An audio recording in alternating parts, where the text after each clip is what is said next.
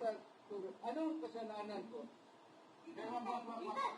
No warrant of arrest. The warrant of arrest were issued later. Bongbong Marcos needs to silence Duterte, the critic of GAA, General Appropriation Act. This is the kidnapping of Duterte. See and listen. Si former President Duterte ang unang nakapansin sa katiwalian sa mga GAA, General Appropriation Act. Okay. Next. It is not allowed by law. You pass an incomplete appropriation or bill for that matter, whatever. Pagka ganon, there's something terribly wrong.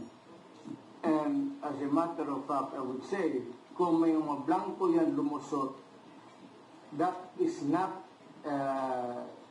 invalid legislation. Kung nasa batas na yan, lumabas na yan ng blanco-blanco, either it could be filled up before or after sa Congress,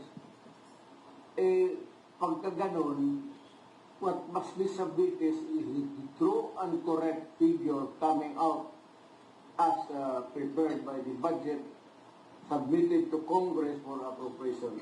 Pagkaputol-putol yan o may kulang, that is not a valid budget. It's not only inaccurate, but I think the budget is in totality invalid. Hindi na pwede mo blanco-blanco dyan sa pera ng tao. So, kailangan nakatawa at itanggi ni Bongbong Marcos ang aligasyon ni former President. Let me tell you, as President, I am going to give you a... Kailangan nakatawa at itanggi ni Bongbong Marcos ang aligasyon ni former President Duterte para palabasin ni Bongbong Marcos na baliwala ang sinabi ni Duterte. Run for your money. Just last month, I had to read 4,057. Tama na.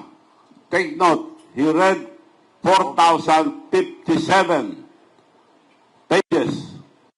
So, alam niya yung GAA 2025 ang laman na nandun nakasaksak yung 100 billion na para sa kanya.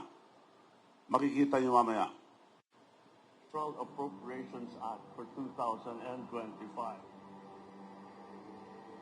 Because I reviewed it, analyzed it, and yes, in parts, good to them.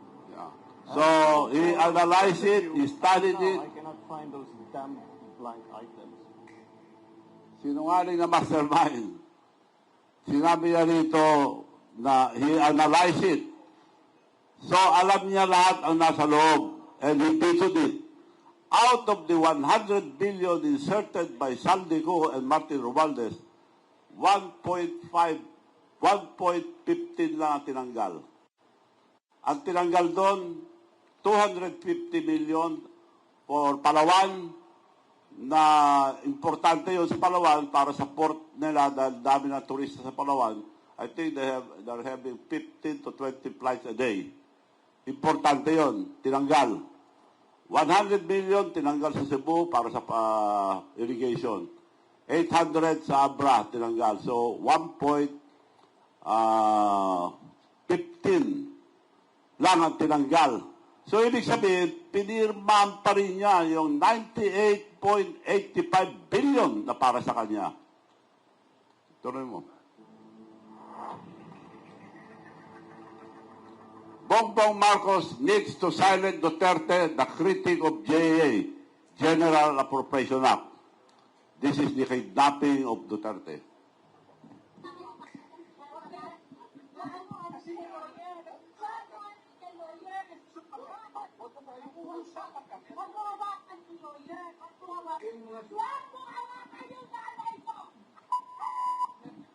Tanungin ko kayo, anong kasalanan ko? Patanong nga. Pero, nandito mo kaya dito, tanungin kita, anong kasalanan ko? No warrant of arrest. The warrant of arrest were issued later, after the arrest.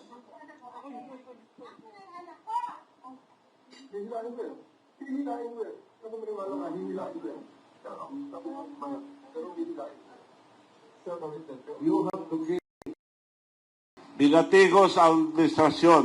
Lumakas ang simpatya kay Duterte na wala ang boto sa Visayas at Mindanao.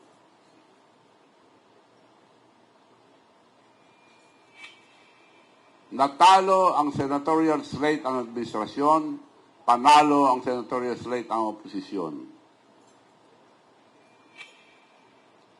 Bumagsak ang rating ni Bongbong Marcos, kaya kailangan umarkila ng PR man para baliktarin ang sitwasyon.